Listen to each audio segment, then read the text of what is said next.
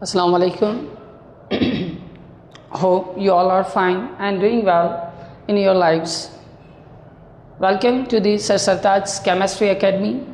So today we are going to discuss about the second lecture in class metric chemistry, that is chemical reaction.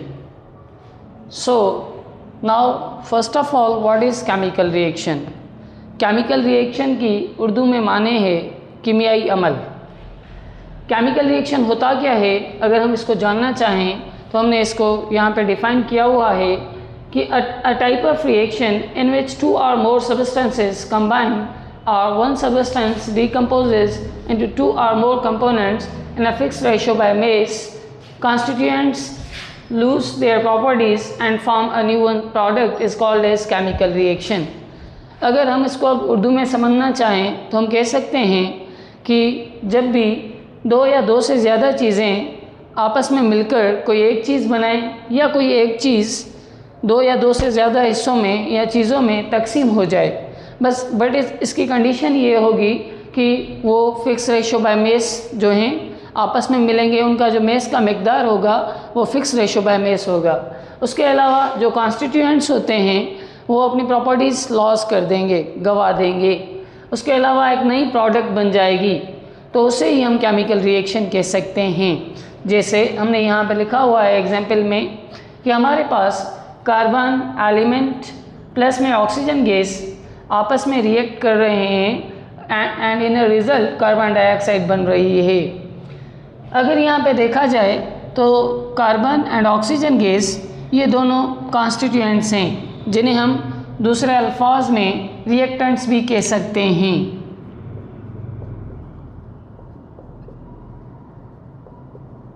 इनके बीच में addition reaction हो रहा है और उसकी मदद से कार्बन डाइऑक्साइड गैस बन रही है। और उसके अलावा एक दूसरा एग्जांपल है जो हमारे पास है मीथेन की कंबशन का। In the presence of oxygen gas, because oxygen is a burning gas, और रिज़ल्ट में हमारे पास कार्बन डाइऑक्साइड गैस बन रही है और प्लस में हमारे पास वाटर बन रहा है। जो भी लिक्विड स्टेट में हमने यहाँ पे मेंशन किया लिक्विड स्टेट में होगा, लेकिन नहीं, ये गैस की स्टेट में होगा, in the form of vapours होगा। तो इसीलिए हम यहाँ पे जी लिखते हैं। ओके, अब कैसे ये जो फिक्स रेशो बाय मेस मिलते हैं आपस में, जैसे हमने यहाँ पे लिखा हुआ है for the reaction of carbon and oxygen कि अगर 12 grams of carbon reacts with 32 grams of oxygen gas, अगर इसका हम सिंपलेस्ट रेशो मालूम करें तो वो होगा 3:8। It means that 3 grams of carbon can react with the 8 grams of oxygen gas. अगर आप इसके अलावा 4 ग्राम कार्बन लें और 8 ग्राम ऑक्सीजन गैस के लें तो रिएक्शन हो सकता है? नहीं, क्योंकि हमने पहले ही ये मेंशन किया हुआ है कि केमिकल रिएक्शन में जो भी रिएक्शन होता है वो फिक्स रेशो बाय मेस के लिहाज से होता है। उसके अलावा कॉन्स्टिट्यूएंट अपनी प्रॉपर्टीज़ को लॉस कर देते हैं। देखें यहाँ पे एक सॉलिड था और एक गैस थी।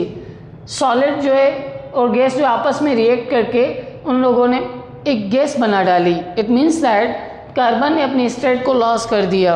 तो इसीलिए हम कह सकते हैं कि carbon dioxide is a formation of new product, और एक तो न्यू प्रोडक्ट भी बन गई और कॉन्स्टिट्यूएंट ने अपनी प्रॉपर्टीज़ को भी लॉस कर दिया। जैसे यहाँ पे भी आप देख सकते हैं कि मीथेन जब बर्न हो रही है तो कार्बन डाइऑक्साइड एंड वाटर बन रहा है, तो इसे हम डिकम्पोजिशन रिएक्शन भी कहते हैं, जो टूट रहा है। ओके, उसके अलावा अगर हम आगे चलें और देखें कि टाइप्स ऑफ केमिकल रिएक्शन कौन कौन से होते हैं। There are 2 types of chemical reaction. एक होता है रिवर्सिबल रिएक्शन और दूसरा होता है रिवर्सिबल रिएक्शन। सबसे पहले रिवर्सिबल रिएक्शन क्या होता है, जैसे हमने यहाँ पे लिखा हुआ है कि रिवर्सिबल रिएक्शन हम उसे कहते हैं a chemical reaction that goes to completion. ऐसा कोई रिएक्शन जो मुकम्मल हो जाए, जो एक बार हो जाए फिर ना हो, उसे हम कहते हैं इरिवर्सिबल रिएक्शन, जो वापस ना आए। इरिवर्सिबल से माने ज़ाहिर हो रही है कि वो वापस नहीं आएगा। जैसे फॉर एग्जांपल में हमने लिखा हुआ है कि अगर 2 molecules of hydrogen gas react with a one molecule of oxygen gas, अगर ये दोनों गैसेस आपस में रिएक्ट करवाएं एंड इन अ रिजल्ट हमारे पास बनेगा वाटर। अगर वाटर बन रहा है तो अगर ये रिएक्शन एक बार हो गया तो ये वापस नहीं आ सकता, तो इसीलिए हम कहते हैं this is a irreversible reaction, जो एक ही मर्तबा हो रहा है from left to right direction. So इसलिए कह सकते हैं this is an example of irreversible reaction. यहाँ पे इसकी और ज़्यादा कुछ हमने करेक्टरिस्टिक्स भी मेंशन की हुई है, जैसे कि it is denoted by a single arrow. Irreversible reaction को ज़ाहिर करते हैं एक एरो से, जैसे देखें ये एरो से हमने इसको ज़ाहिर किया हुआ है, एक सिंगल एरो से ज़ाहिर करते हैं। एरो का क्या काम होता है? बेसिकली एरो हमें बताती है, ये जो एरो है ये हमें बताती है direction of reaction, direction of reaction. तो इसलिए आप कह सकते हैं कि अगर ये रिएक्शन का, इस रिएक्शन का आप डायरेक्शन मालूम करें वो कौन सा होगा, it is being from left to right, from left to right. तो इसीलिए हम कह सकते हैं लेफ़्ट टू राइट डायरेक्शन है इस रिएक्शन का। ओके, उसके अलावा it is a one dimensional reaction. Okay, one dimensional कैसे?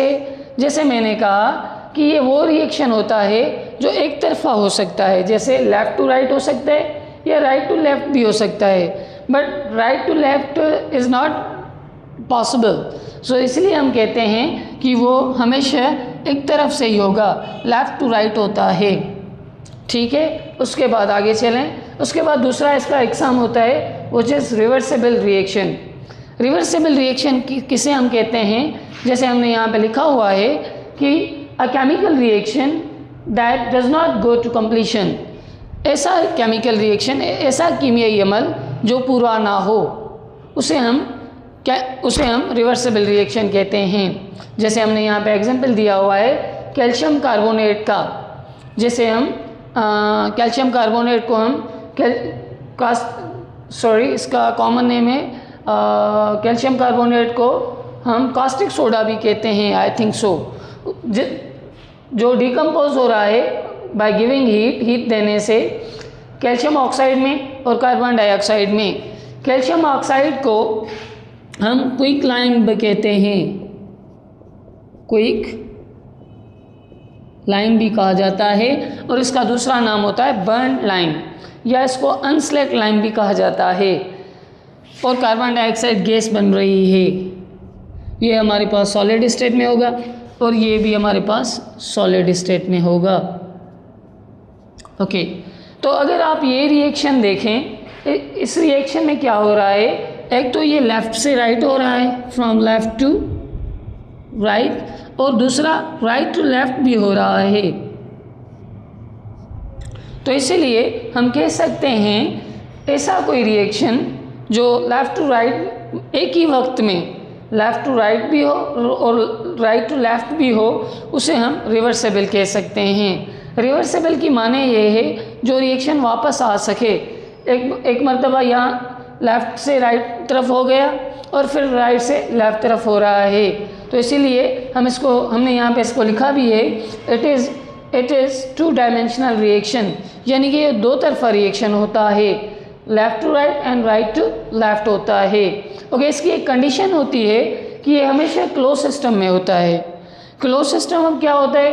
क्लोज सिस्टम हम उसे कहते हैं जिसमें एनर्जी की ट्रांसफ़र तो होती है, आप उसको हीट दोगे, उसको हीट तो मिलेगी because it's a energy, but matter की ट्रांसफ़र नहीं होती। और एक सिस्टम ओपन सिस्टम भी होता है, जैसे ओपन सिस्टम हम उसको कहते हैं जिसमें एनर्जी की ट्रांसफ़र हो और मैटर की ट्रांसफ़र हो, तो उसे हम ओपन सिस्टम कहते हैं। हाँ, इसकी निस्बत में एक और टर्म होता है isolated system. Okay, isolated system की माने है ऐसा सिस्टम जिसमें ना एनर्जी ट्रांसफ़र हो ना मैटर ट्रांसफ़र हो। जैसे हम कह सकते हैं वैक्यूम फ्लास्क होती है। वैक्यूम फ्लास्क में एक आइसोलेटेड सिस्टम होता है, अगर आप कोई गर्म चाय रख देंगे तो वो गर्म ही रहेगी, अगर ठंडा पानी रख देंगे तो वो ठंडा ही रहेगा। तो इसीलिए हम कह सकते हैं कि this is an example of isolated system. Okay, उसके बाद अगर हम इसको देखें, इसको हम जाहिर कैसे करते हैं, it is denoted by double half headed arrows. इसको हम 2 हाफ हेडेड एरो से जाहिर करते हैं। देखें, एक ये है और एक ये है, और दोनों हाफ हेडेड एरोज होती हैं। ऊपर वाली एरो हमें बता रही है कि रिएक्शन लेफ़्ट टू राइट हो रहा है, और नीचे वाली बता रही है हमें राइट टू लेफ़्ट हो रहा है। So this is a chemical reaction, और these are the types of chemical reaction. अगर अभी भी आपका कोई क्वेश्चन हो तो आप पूछ सकते हैं। Thank you.